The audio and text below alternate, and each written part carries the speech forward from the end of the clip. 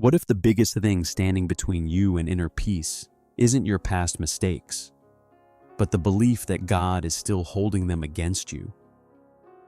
That sounds uncomfortable, maybe even controversial. You say you believe in God's mercy and unconditional love, yet you still carry guilt and shame like a permanent weight. You replay conversations, decisions, failures, and deep down, you wonder if you've gone too far. But here's the question no one asks. What if the voice accusing you isn't God at all? What if that constant self-condemnation, that feeling unworthy, that crushing regret is just the accuser's voice echoing in your mind? Over time, those thoughts turn into mental chains. You start living as if you're disqualified, as if the burden of sin defines you. And without realizing it, you resist the very grace that could set you free. What if full forgiveness is already yours? What if redemption was never about you earning it, but about grace alone? Imagine what would change if you truly believed you were washed clean, not partially, not conditionally, but completely. Letting go wouldn't feel like denial. It would feel like breathing again. And maybe, just maybe, this is the moment you begin healing your soul and walking in spiritual freedom. Why you're harder on yourself than God ever is. You believe in God's mercy, but you struggle with self-forgiveness. You accept that He offers unconditional love, yet you still punish yourself for past mistakes. You say you trust His word, but when regret shows up at 2 a.m., it feels louder than grace. That tension creates guilt and shame that follow you into new opportunities.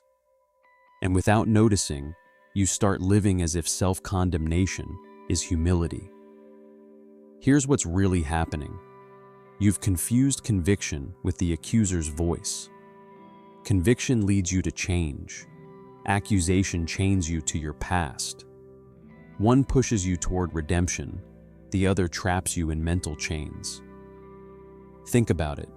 When you remember something you did wrong, do you feel guided toward growth or crushed by the burden of sin? That difference matters more than you realize. If you want to test this, try something simple this week. When regret surfaces, pause and ask, is this leading me toward healing my soul or deeper shame? Then speak truth out loud, even if it feels awkward. Something like, I am washed clean. I receive full forgiveness. Write it down. Repeat it daily. Because trusting God's word over your emotions is the first step toward victory over guilt. And there's a reason that step feels harder than it should. You don't stay trapped because God refuses to forgive you. You stay trapped because part of you believes you deserve to feel this way. That's the silent lie. You think carrying guilt and shame somehow balances the scales, as if prolonged regret proves you're sincere. But living under self-condemnation doesn't honor God's mercy. It quietly rejects it. And the longer you hold on, the heavier those mental chains become. The accuser's voice is subtle. It doesn't shout. It whispers things like, you should have known better, or someone like you doesn't get a fresh start. Over time, you start feeling unworthy of joy, hesitant to move forward, afraid to embrace grace fully. You might even sabotage good opportunities because deep down you don't believe you deserve redemption. Yet when truth speaks, real truth about unconditional love and full forgiveness, your soul doesn't argue, it recognizes it. There's a quiet resonance, a deep inner peace that says, this is right. If that's what you're feeling right now, write, so it is, in the comments as a declaration of alignment with grace. So here's something practical. Audit your self-talk for 7 days. Every time you catch yourself rehearsing past mistakes, interrupt the pattern. Replace "I'll never change" with "I am walking in liberty." Replace "I ruined everything" with "I am restored through grace alone." Read Psalm 103 or Romans 8, slowly, not as poetry, but as a living promise over you. And if this message resonates with your path toward spiritual freedom, gently tap the like button and subscribe so you can remain part of this growing conscious community, because releasing the past is easier when you don't walk alone. Accepting what God already decided about you. At some point, you have to decide which voice gets the final word. Not the voice of regret, not the memory of past mistakes, not the weight of guilt and shame, but God's word. Because long before you started rehearsing your failures, redemption was already written into your story. Grace alone made the decision.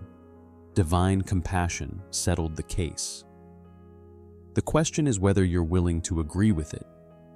You may say you want spiritual freedom, but holding on to self-condemnation can feel strangely familiar. It's uncomfortable to let go, because living without shame requires a restored identity. It means seeing yourself not as the one who messed up, but as someone washed clean.